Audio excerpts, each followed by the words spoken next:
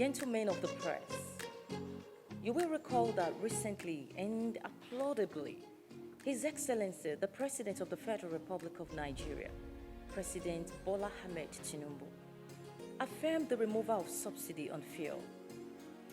It is indeed praiseworthy because it is long overdue and the nation couldn't afford it any longer. However, it came with a heavy economic effect on everyone, with gross effect on the masses. The cost of transportation went off the roof. We sought to support Mr. President on his brave move. Knowing what the House of Oduduwa connotes, service to humanity, love for the masses, an advocate for the less privileged ones, His Imperial Majesty, Ooni Babatunde ENITAN-OGUNWUSI, the Ojaja II, the Ooni of Ife, and I, a Regal Majesty, Olori Temitope ENITAN-OGUNWUSI, have been burdened about the economic situation. And this explains the reason for this courageous move. When we heard about this very innovative, compassionate, and very energetic man in person of Chief Innocent Ifediasu Chukwuma, the chairman of INNOSON Vehicles, and what he's doing, especially this great innovation, our hearts were gladdened. I have always held on the saying that the needs of human can only be lifted by other humans who are conscientious and courageous enough to take real action. Hence, I took it upon myself to come see, encourage, and collaborate with him. I cannot be more impressed and proud of Chief Chukwuma for what he is doing. Thank you, Her Majesty. Yes, we are happy today that you visit our factory and inspect what we are doing. And from what you see and what we are doing, will confirm to us that we are doing well. Yes. So we are happy to hear such news. And the issue of subsidy removal, there's a solution is people to go into CNG. CNG cost is better than going with fuel. If anybody understands what is CNG and the price, everybody would like to convert his vehicle to CNG. If you convert your vehicle to CNG, you don't feel about fuel issue anymore. Nigeria removing the fuel subsidy is a way forward to this nation. Without removing it, Nigeria would be going around, they will not grow, they will not move. But today, our president has removed it. With that, Nigeria will go forward. Because it is good for things to start to be okay for common man.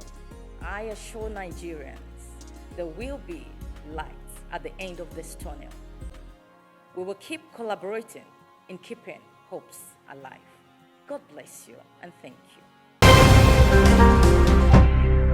The Senate is aware that thousands of innocent lives have been lost since this action of sit-at-home in the Southeast started, and properties worth over $1 trillion have been destroyed, which has resulted in investors leaving the region. Further aware that the sit-at-home civil disobedience action in the Southeast has led to the disruption, vandalization, disruption of economic activities, as well as immeasurable financial losses for businesses, workers, and the total economy of the Southeast. Mr. President, the Senate is worried that if the activities of Simon Ekpa, who is issuing the illegal sit-at-home order, is not checked, he may succeed in corrupting the minds of Nigerian youths and turning them against the government. That there is no one in the Southeast, except the criminals, who support this sit-at-home. Their modus operandi is simple. It's just terror. I have called the market leaders in Abia, and I said, you can't continue to stay away. And they told me that the people have threatened to burn their markets at night if they don't stay away. So this is beyond the citizenry coming out to just say, we don't accept it. Because what they have done is to use terror tactics to intimidate a whole region. These boys have caused an industrial problem in our area. In where he represents Senator Abaribe, they are mainly manufacturers. In Aba is a manufacturing hubs. None of the industries can open. People have suffered so much. Although, like what you said, as a governor, if I am still a governor, what I would have done is to find a solution within the Southeast governors. The Southeast governors need to drive the system. If commerce, therefore, is shut down in this part of the country, I'm afraid it indeed a national problem that I think should be treated as a national challenge. Mr. President, sir, quite a number of innocent people have fallen victims. I recall with great sadness that a great friend of mine, Ahmed Gulak, was allegedly shot, though unproven, by people who have been trying to enforce this sit-at-home order. Mr. President, it may interest us to know that the governor of Enugu State, after the last 2 days, has taken a drastic measure to seal shops of those who continue to obey the sit-at-home, and he's doing it even though there's a bit of harmful, little resistance from people trying to, which they have, they ignited to protest. But he's adamant, will continue to fight it. Like Abaribe said, Senator Abaribe said, we will work with the state governments. I don't know what their security vote is doing for. If they can use their security vote to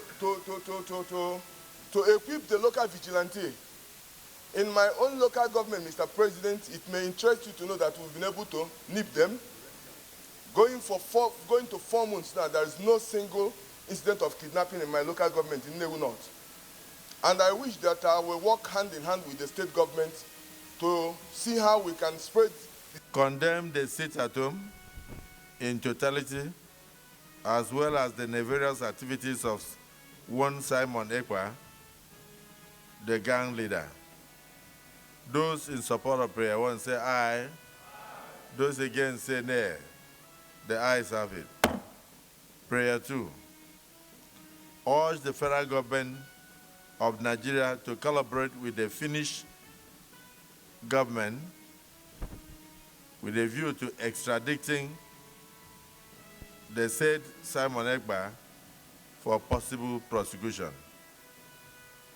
Those in favor of prayer 2 say aye. Those against say nay. The ayes have it.